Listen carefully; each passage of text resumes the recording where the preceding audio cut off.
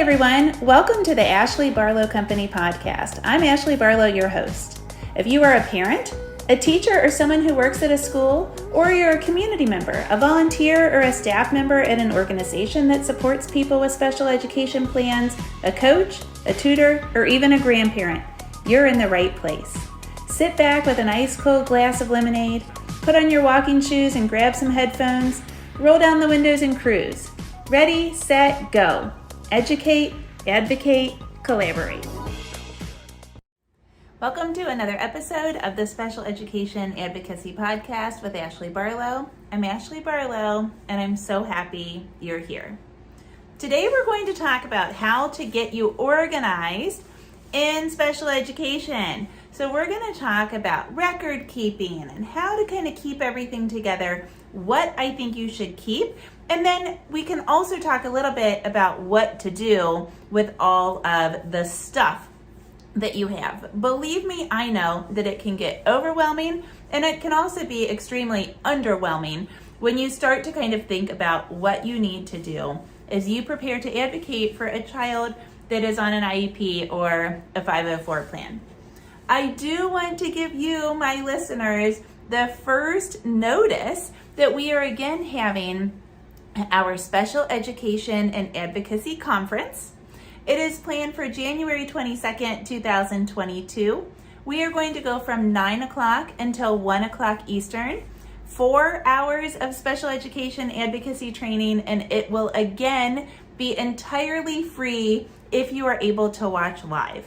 Of course, if you're not able to come, I will again offer a VIP pass. The cost of the VIP pass will be $49. And with the pass, you will be able to access every presentation, which is going to be at least 15 and maybe as many as 20 presentations. And you will be able to watch those on demand as you wish throughout the course of at least the 30 days following that conference. I'm so excited to welcome a lot of my friends, people that I've met over the course of the last couple of years through my work with Ashley Barlow Company at conferences, etc., that are going to present on a variety of topics. I've got a little post-it note here on my desk where I keep kind of the ideal topics that we're going to talk about at the conference.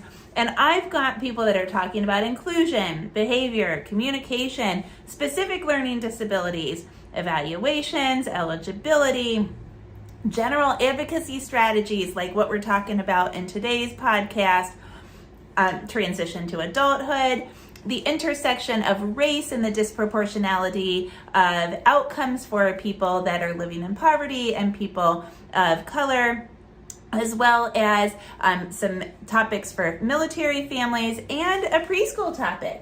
So we are covering a wide range of topics. I'm going to present 2 times. I have a couple of other people that are presenting twice.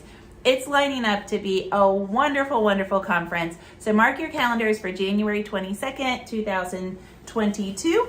And be sure to keep up with us on Facebook and email, etc., so that you are able to register when the conference goes live. So let's dive into today's topic. Today we are talking about organization. How do we get organized? What do we keep? What do we do with all of it? What are we okay to pitch? All of the questions. So this one hits kind of near and dear to my heart because I am a naturally super duper organized person. However, kids have made me kind of less organized because I just can't sweat the small stuff and I can't be as organized as I want to be. If I were, I probably wouldn't be able to get any sleep. But I was so organized when I was a kid that one of my favorite things to do was to go to my mom's desk or to dump out my mom's purse and organize everything, to put all the credit cards in a neat, tidy way that had some kind of system, and to put all the rubber bands with rubber bands, and to make them in some kind of organizational way that my mom could pull out one rubber band without 30 of them attached into the rubber bands. I like to organize things. She was a teacher, so I like to organize things that needed to be graded right now, things that needed to be graded sometime by the end of the week, etc., etc. And I still have the flu. That's one sentence, so I'm sorry that I might clear my throat a couple of times. I still lean toward that organized person. But just as I'm sure you experience, life gets in the way, and it's really hard to know what to keep and how to be efficient with your organization, with your paperwork, particularly because there is so much paperwork in special education. Progress reports and student work and evaluations and state testing, and some states' IEPs are over 30 pages long before you put any words in them. And so there's so much to keep track of, and how do we do that? That's what we're going to talk about today. Now, I have to admit that when Jack was an infant, Down syndrome, I say this so often, a Down syndrome diagnosis in so many ways is pretty easy, because Down syndrome almost always, or quite often, comes with some kind of cognitive impairment. It oftentimes comes with language impairments, motor impairments, and sometimes some health stuff that is, again, fairly common in the Down syndrome population. And so they say kids don't come with books, but kids with Down syndrome kind of come with books. There are literally checklists that doctors should follow. And there are things that we should rule out or things that we should explore for every child that is born with Down syndrome, or for the majority of children that are born with Down syndrome. And so we knew right at the get-go that Jack was going to need early intervention services. And so we have had this kind of paperwork since Jack was about 6 weeks old. I think he was 6 weeks old when he was evaluated for our early intervention. The person that evaluated Jack is actually a listener. So hello, Miss Michelle. And so I think he was about 6 weeks old. And so we literally started on this paperwork journey when he was probably 6 weeks old, and almost certainly before that when we started with all of the doctor's appointments. And so I had to figure out, how am I going to keep all this? What am I going to do? And here's my admission. I did a terrible job until Jack was just about finished with preschool. Because my mentality through preschool, like it or not, and maybe this is another podcast topic, because I really did learn a lot in this mentality, and I do not endorse this mentality. My mentality was, I'm probably going to have to advocate for Jack at some time. And so while I am not pleased with the programming, I'm not pleased with the goals, and there's a lot that doesn't please me, I'm going to lay back because it's preschool and I might need to advocate further down the line. And so I don't endorse that strategy. I don't endorse that mentality, but that is truly what I did. And consequently, I decided pretty deliberately that I wasn't going to keep all the paperwork. I kept IEPs. I kept the prior, the equivalent of the IEP in early intervention, which I can never remember that acronym. I think it's IFSP, but that might be wrong. I kept those, and I kept evaluations. I kept very little extra. And then we had a very difficult time getting Jack into an inclusive kindergarten, and I realized, oh gosh, I'm going to need a lot more paperwork in order to have these discussions with my district. And so I requested Jack's entire file from my district before we had a big transition to elementary school meeting, and it ended up filling an entire paper box.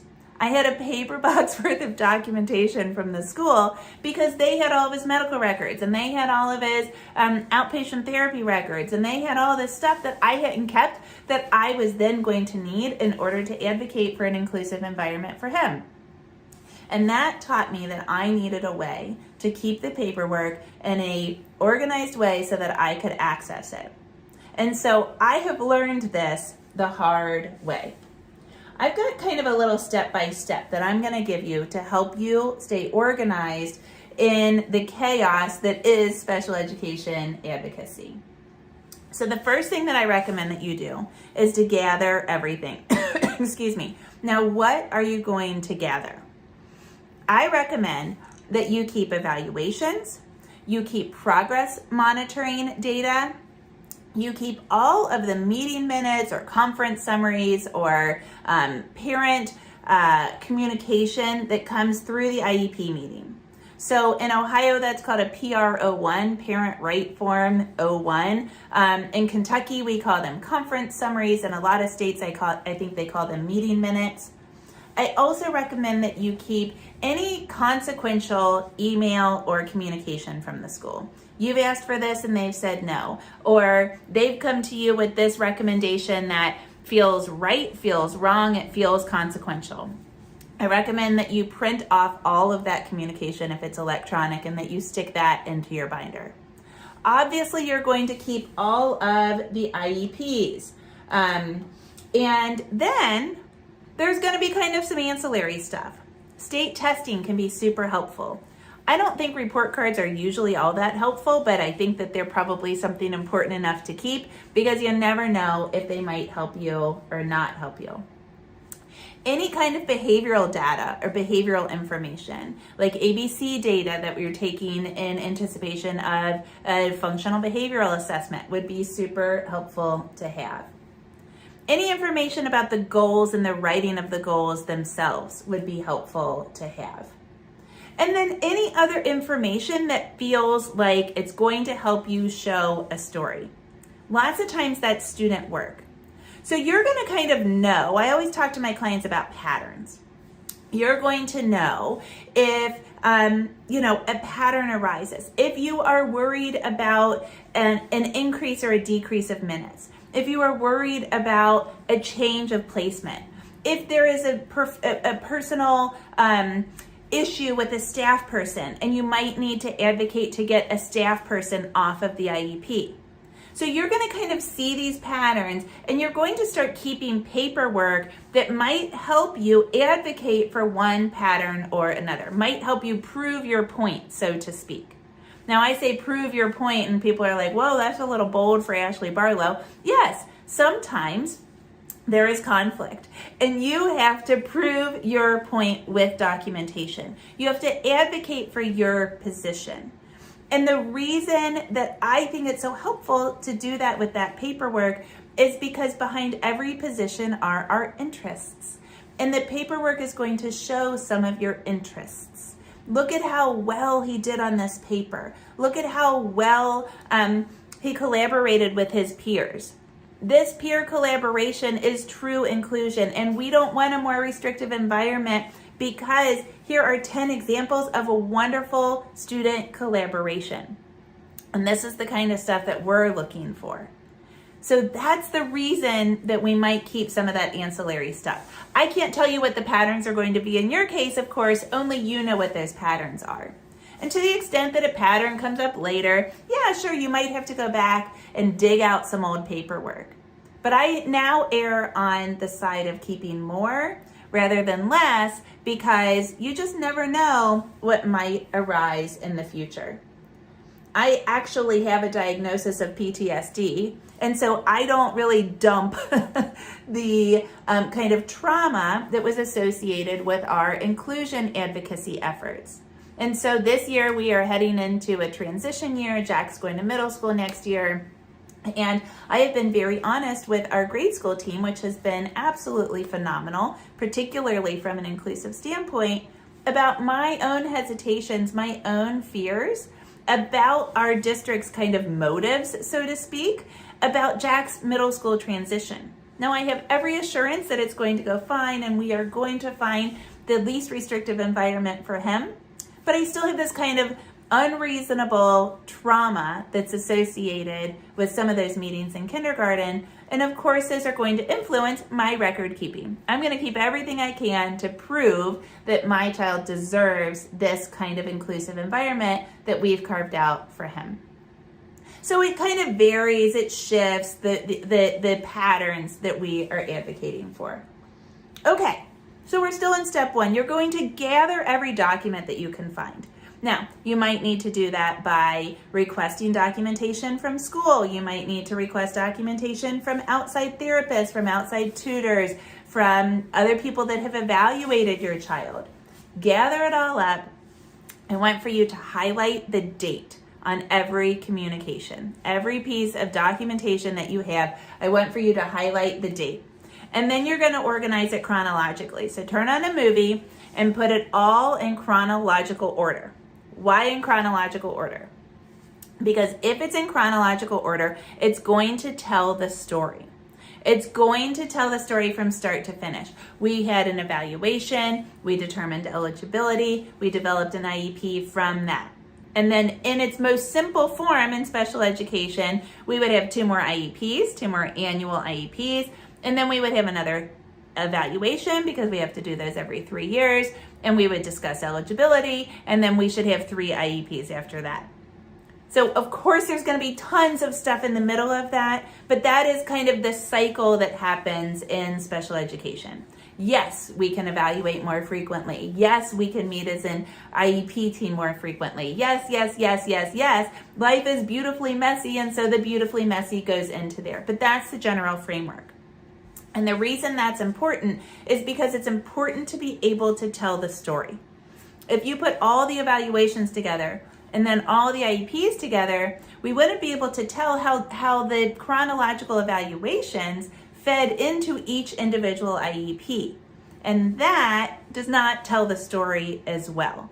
If we don't have the progress monitoring data and we can't look at it in sequence, then we can't see how the data drove the instruction and changed the goals. And so it's really important that we look at it in time. So you're going to gather it all, staple it. Staple, staple, staple. You will not find an attorney that does not have a stapler on their desk. I am using this little tiny desk. If you're watching me on YouTube, I moved because I wanted to be closer to a window, and so my big desk is behind me. There's 3 staplers on my big desk. There's one on a conference room table that's directly in front of me, and I don't have one right here, but what I do have right here today is not 1, but 2 whiteouts because I make a lot of mistakes, and oftentimes we have to write in pen as attorneys. Staple. Why are we stapling? Because a document can really lose a lot of significance or gain a lot of significance if it loses one piece of paper. So we want to staple them all together. All right, so we're gathering everything, we're stapling them, and we're putting them in chronological order. Then, hole punch it and put it in a binder. Get yourself one of those big binders. I'm sorry they're $20. See if you can find, I actually buy a lot of them at back to school time. I buy like 10 binders every year at back to school time when they're on sale. There might be beginning of the year organizational kind of sales that are going on, so you might be able to find a sale in January. Get yourself one of those ginormous binders. I don't know how many inches they are, 4 or 5 inches thick. And what you're going to do is you're going to hole punch everything and put it in chronological order. Now, I like my most recent thing on top so that if I'm looking for the IEP, I can just open the binder and the IEP is on top. Or the most recent progress monitoring data is on top. I don't think it probably matters if you go top to bottom or bottom to top so long as it is so long as it's chronological. Now, here's where the real magic happens. Get yourself some color-coded, beautifully colorful paper clips. If you're like me and you love school supplies, you just got really excited. So what you're going to do is you're going to develop a system for yourself. IEPs are yellow. Progress reporting notes are purple. Student work is red. Valuations are orange. Whatever it is, make yourself a little note with your color coding system in the front of your binder. Then you're just going to stick a paper clip. Yes, they're already stapled. You're going to stick a paper clip on each one that coordinates and tells you what the document is.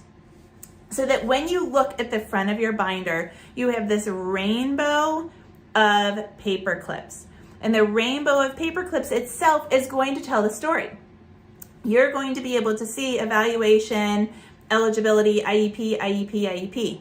Evaluation, eligibility, IEP, IEP, IEP, with all of the stuff in the middle of it. And of course, remember, I'm not just saying that special ed is that simple. If it was, people like me wouldn't have jobs. There's all kinds of beautiful stuff in the middle of that.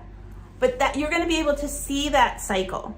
Now, some people's binders will take them through a half a year. Some people's binders will take them, binders will take them through 3 or 4 school years.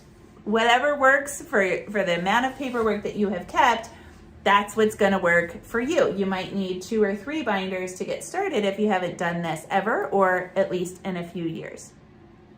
Then of course you're going to label the binders. This is kindergarten through 3rd grade. This is 4th through 6th grade. This is 7th and 8th grade. Here's our high school binder, however it works out in the binder system for you.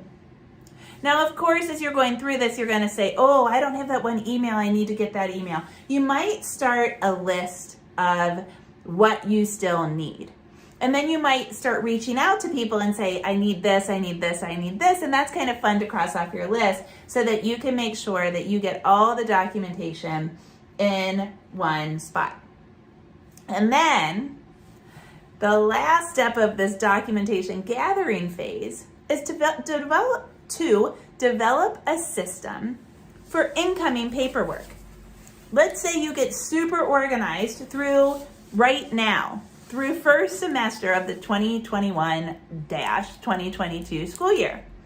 But you don't have a system for what you're going to do when your next progress comes in. Well, what you need to do is you need to develop a system. You might put a basket someplace. You might just have a spot in your office or in your bedroom or in your dining room where stuff comes in.